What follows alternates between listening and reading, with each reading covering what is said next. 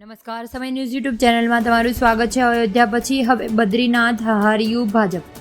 વિટક પક્ષે કટાક્ષ કર્યું કે ધર્મ આસ્થા છે, રાજકીય વેપાર નથી. ત્યારે વિધાનસભાની પેટા ચૂંટણીમાં યોજાઈ હતી અને બંને બેઠકોમાં કોંગ્રેસ અને બસપાનો કબજો હતો અને ભાજપ સામે બેસવાની જીતનો પડકાર હતો.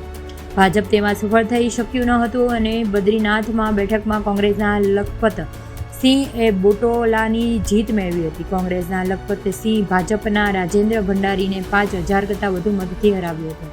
રાજેન્દ્ર ભંડારી પહેલાં અહીં ધારાસભ્ય હતા, પરંતુ બાદમાં તે ભાજપના સામેલ થઈ ગયા હતા.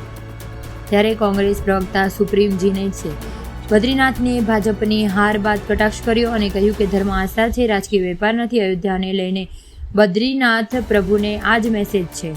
શિવસેના ઉદ્ધવ સાથે પણ તેણે કહ્યું કે જય બાબા બદ્રીનાથ નોન બાયોલોજીકલ પાર્ટી અહીં પણ હારી ગઈ. શિવસેનાના સાંસદોને ઇશારો રામનગરીની અયોધ્યા તરફ હતો અને જ્યાં ભાજપે લોકસભાની ચૂંટણીમાં હારનો સામનો કરવો પડ્યો હતો. તમને જો મારો આ વિડીયો પસંદ આવ્યો હોય તો સબસ્ક્રાઈબ કરો.